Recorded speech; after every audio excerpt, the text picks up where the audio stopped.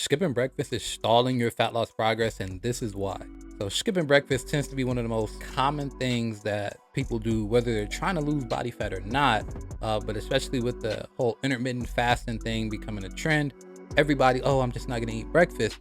And you think that that's the formula to getting your body in health where you need it to be.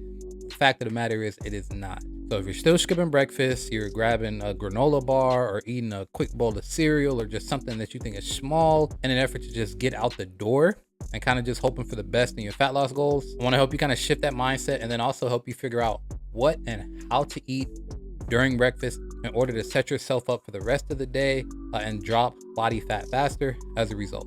What's going on? My name is Mato Harden, personal trainer, strength and conditioning, and sports nutrition coach since 2017. Over that time, we've worked with hundreds of men, helping them drop stubborn body fat, build lean muscle, and get healthier than they've ever been. And one of the biggest reasons and catalysts for that is helping guys start their days off properly.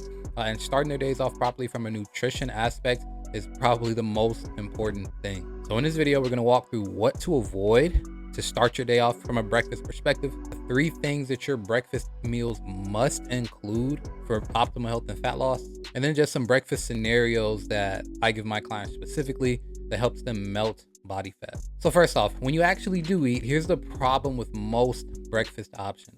Things like cereal, toast, oats with sugar, bagels, or just skipping breakfast entirely. This spikes your blood sugar, it crashes your energy throughout the day. And that's why typically if you skip breakfast, by the time you get to, first off, you actually are able to go longer without eating, which is why people think it's good. But think about what you have a craving for or what happens when you finally start getting hungry. You become like this rabid animal and you go and get this quick drive-through lunch in between meetings. And then directly after that, you're raiding the pantry, you're getting up and going in and out of the break room for the rest of the day because you finally told your body that you can eat. And it's just trying to make up for all the calories that you missed out on, and it's trying to give you energy because you have not consumed anything for a lot of time if you're fasting.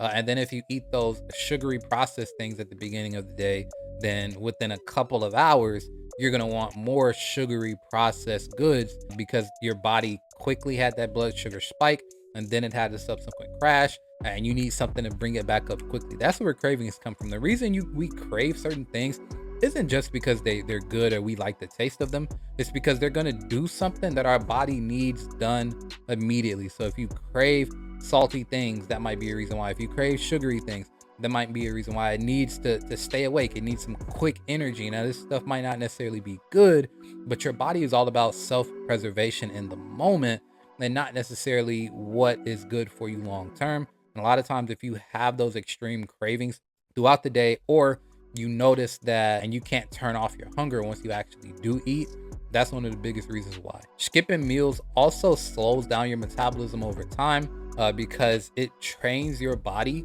to be less energetic and use less energy to start the day.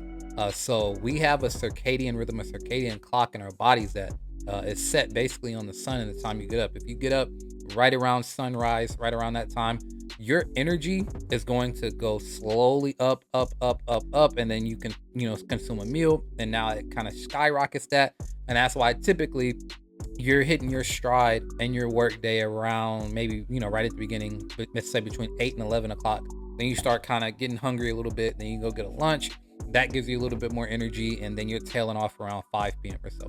But when you skip a meal, what happens is you don't get that initial fuel in. So the initial energetic boost that you get from waking up, getting the sun in your eyes and all that stuff is all negated in about an hour, because you don't get any carbohydrates and you don't get any high quality fats, high quality proteins in your body in order to extend that energy. So now you're naturally going to move less, you're going to get less steps in, your body's literally going to burn less calories at rest because it just doesn't have the nutrients required to really keep your metabolism humming. It's almost like your body goes into like, okay, we're not getting a lot of food in, so we're going to throttle down our energy levels because food is coming eventually, I think. So we're going to throttle down our energy levels and wait until we get that food in. And you do not want to train your body to just hold on and hold on and hold on and throttle and throttle and throttle. We want the opposite. We want a high burning, a high running metabolism, we want our body to actually be inefficient when it comes to the storage of fat cells. We don't want it to efficiently store fat cells. And that's what skipping breakfast consistently starts to do for your body. Now that we've gone over what we don't want in our breakfast, here's the 3 things that you need to kind of prioritize and build your meals around. First off, you want to make sure that your breakfast meal controls blood sugar levels. The last thing that you want to do is get your day started with a huge blood sugar spike or a huge blood sugar crash, which is what happens when you fast to start the day. You want a meal that's going to actually fill you up and take you through to the lunchtime period about 3 or 4 hours later, but you want it to do that in a way that does not skyrocket or crash your blood sugar levels.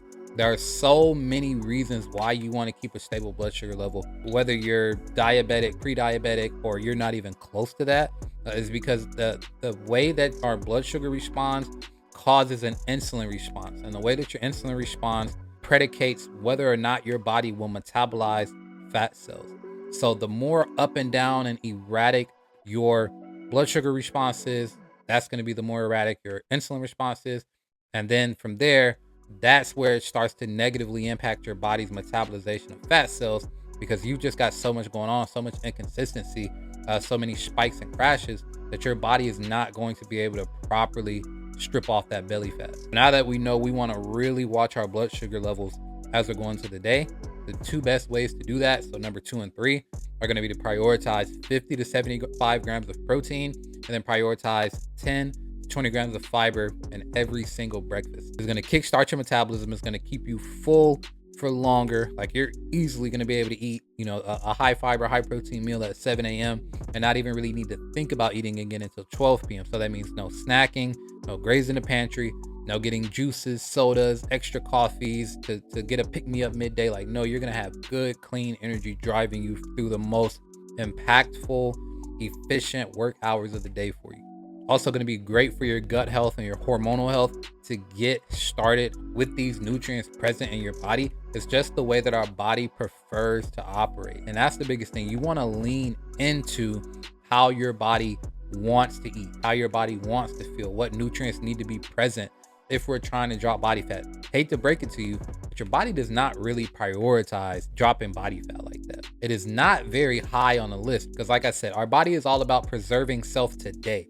You are supposed to be the one that thinks about your long-term health of your body. Your body doesn't do that.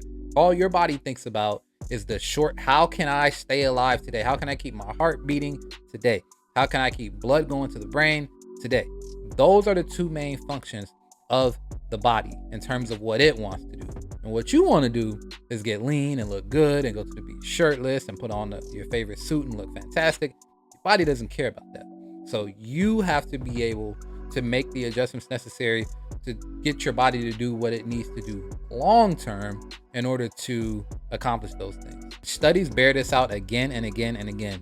People who consume an average of 30 grams or more of protein during breakfast typically drop 15% body fat more than people that try to diet but don't consume that 30 grams of protein.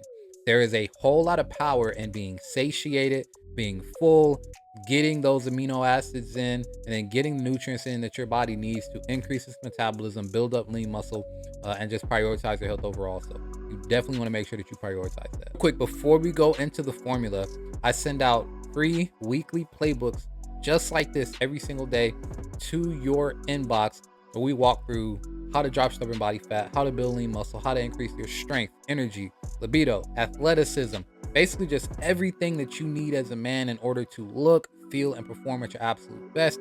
If that's interesting to you, click the first link down in the description, sign up there, and I'll see you in the morning for our next update. All right, now I'm gonna quickly walk you through an example of 3 different meals that fits the framework and fits the formula for what we're going for. So one breakfast option I really like is a high protein egg scramble. It's gonna be 3 eggs and a half a cup of egg whites, bell peppers, onions, a lean protein like chicken breast, white fish, turkey sausage, and then a side of berries for our fiber intake. I really like this meal because it's simple, it's easy. You can prepare a lot of it the night before, and you're gonna get 60 plus grams of protein from this meal, 10 plus grams of fiber through the berries. You are going to be full till 1-2 o'clock in the day. Second one is a protein smoothie. I love this one if you're just running out the door real quick. Scoop away protein, frozen berries, frozen greens, flax seeds for your hormonal health, which is huge, guys. Do not neglect that. And then maybe just some unsweetened almond milk. You can put this together for yourself in literally 5 minutes, half asleep,